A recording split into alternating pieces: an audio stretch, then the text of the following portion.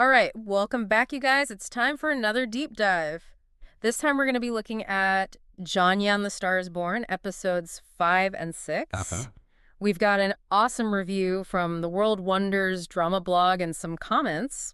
So we're going to be going through all that and seeing what juicy stuff we can pull out. Sounds good. And we're also going to be talking about some Korean history and culture. Awesome. So let's jump right in.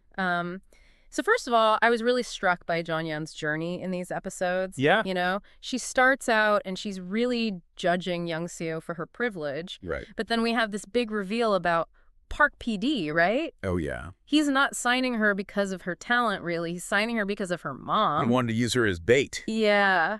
Her Yeah. mom, the famous pansori singer. I know, right? And it's just so interesting, that whole connection to pansori. Yeah, pansori is really important. Yeah, and it plays such a big role in these episodes. Definitely. And it's not just about the music, it's about this whole idea of family legacy. And the weight of that, especially for women. Exactly. So Jeongyeon, who was judging Young-seo, is suddenly in a similar situation. Right. She might be there because of her family connections, too. Total role reversal. I know. And it leads to this amazing scene where she actually apologizes to Young-seo. Oh, I loved that scene. Yeah, it's really powerful. Jeong-seo doesn't quite buy it, though. Of course not. She's Young-seo. But still, it shows Jeongyeon is growing. Yeah, she's starting to see things differently. She's seeing the bigger picture. Definitely. But even with that new awareness, Jeongyeon is still a rebel. Oh, totally. You can see it in how she interacts with Park PD. Yeah, she's not going to be a pop star puppet. No way. She wants to do things her way. I love that about her. Me too, even if it gets her into trouble. It definitely does. Like with her method acting. Oh, yeah. Remember when she was preparing for Soldier #1? You mean when she dressed up as a man and went out on the streets? Yeah. To study people's movements. So dedicated. I know, right? But it makes you wonder, where is the line? Between being committed and disruptive. Exactly. It's something Jeongyeon is trying to figure out. For sure. And speaking of lines, these episodes also bring up this theme of collaboration, which is so interesting when you compare it to Jeongyeon's struggles, right? Totally. We have Duran, who's been in the background forever. The perpetual extra. Exactly. But she finally gets a chance to shine. It's so cool. She lands a big role in the play. I know. And it's not just luck. It's hard work. And Jeongyeon's encouragement. Yeah, she really helps her out. It shows how competition can be positive. Yeah, it pushes them to be better. And to support each other. Exactly. And then there's Young-seo and Duran. Oh, their dynamic is amazing. Right. Remember Young-seo wanted to just copy the last actress? For the villain role? Yeah. She was so focused on replicating, not creating. And Duran helps her break out of that. She helps her find her own voice. Yeah, it's amazing. They spend hours together. Analyzing the script, practicing. Supporting each other? It's a great contrast to Jeongyeon. Right. Who struggles with sharing the spotlight. Yeah. It's like the show is saying teamwork is essential for success. Especially in collaborative art forms. Exactly. Okay, now let's shift gears a bit and talk about Jeong and Hae-rang. Ooh, their relationship is so complex. Right.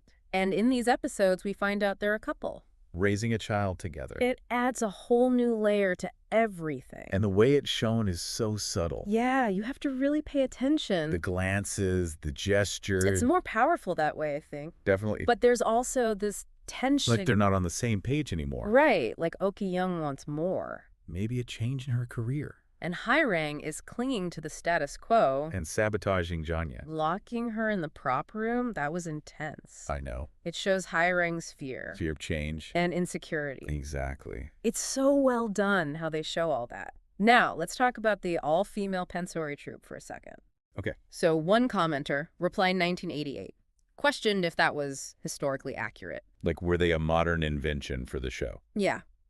But another commenter, 2 cents worth, chimed in with some context. And a link to an article about the Gising system. Yeah, it was really helpful. So Gising were women trained in the arts. Music, dance, poetry. They entertained the elite, but also had important social roles. So these all-female troupes weren't made up for this show. They reflect a specific period in Korean history. And the changing roles of women. The article explains how, during colonial rule, the Gising system started to change. And some of these women formed their own troupes. Taking control of their art.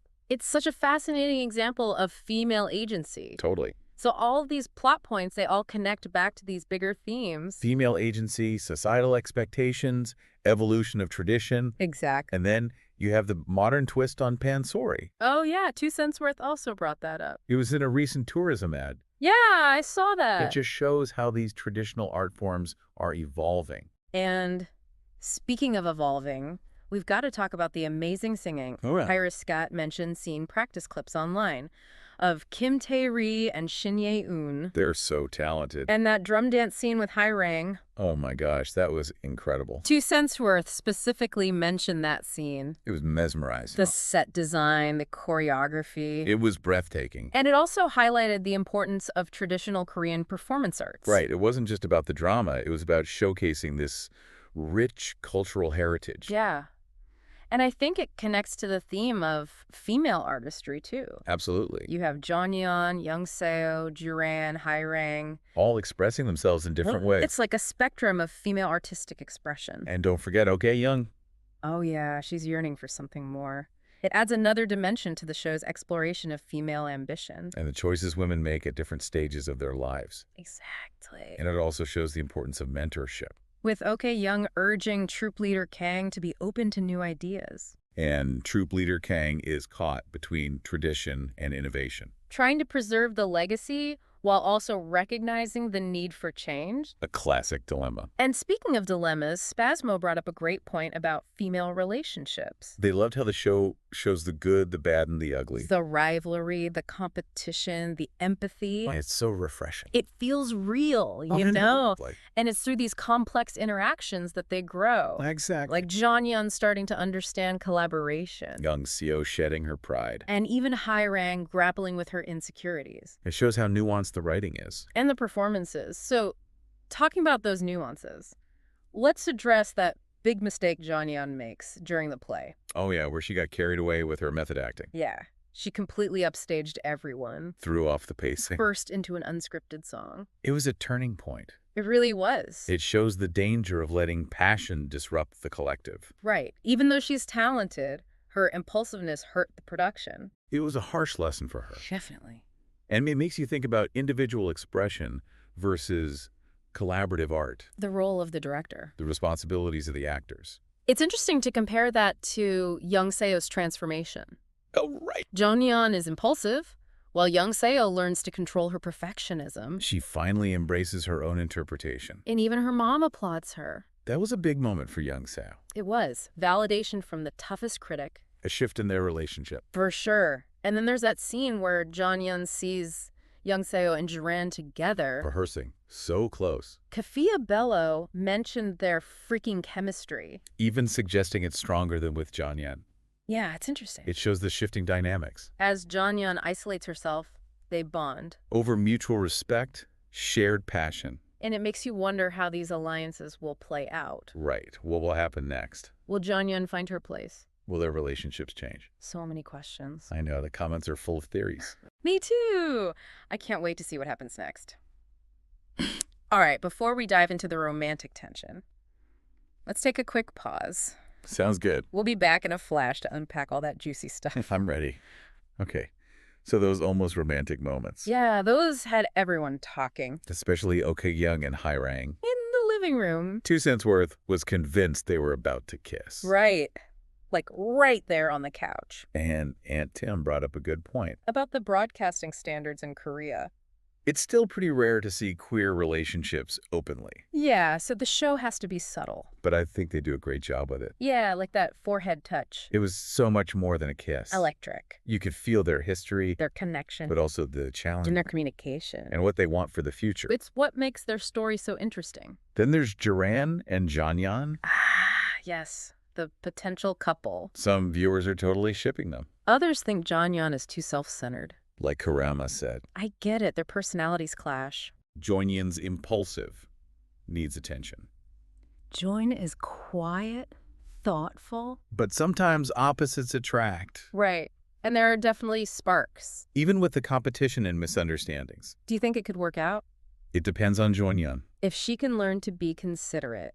and balance her own needs. That's part of the fun of the show. Watching them grow and evolve. And seeing where their relationships go. And speaking of relationships, We can't forget Jeongyeon and Young. Oh yeah, the tension is still there. They've moved past the hostility, To grudging respect. but there's that energy between them. Rivalry, admiration. Maybe even a hint of attraction. It's constantly So you shifting. never know what will happen. Will they be friends, rivals, or something else entirely? It shows how complex female relationships are. They can be supportive, challenging, even romantic. Messy and real, just like life. Okay, but beyond all the relationships, there's something else I wanted to talk about. The idea of finding your voice. Oh, that's a great point. It's a theme throughout these episodes. With Jeongnyeon trying to be authentic. In an industry that wants to control her. Young finding her own interpretation. Okay, Jeong, questioning her career. It's about figuring out who you are. And what you want to express. Not just artistically. But in life. Having the courage to be yourself. Even when it's hard. It's something we can all relate to. And it's what makes the show so powerful. It takes these human experiences. And amplifies them. Through this dramatic lens. Exactly. And circling back to Jeongyun's mistake. Yeah, during the play. It also ties into this theme. Of finding your voice. Even though she disrupted the performance. It showed her raw talent. Her refusal to be confined. She's trying to break free. But hasn't figured out how to do it constructively. It raises the question, what will she do next? Will she clash with the troupe again? Or find a way to balance her individuality with collaboration? Everyone's wondering. Starlight Dreamer thinks she might leave and find her mother. Embrace her pansori legacy. Drama Queen 22 thinks she'll apologize and work harder. It's fascinating to consider both possibilities. The writers keep us guessing. And I'm sure the next episodes will be intense. Before we wrap up, though, we should mention the history and culture woven into the story. It's more than just entertainment. It reflects Korean society. And the evolving roles of women. It's a conversation starter. Thought-provoking. A celebration of female artistry. So with all these loose ends. And burning questions. Let's focus on that cliffhanger. Jeongyeon walking out.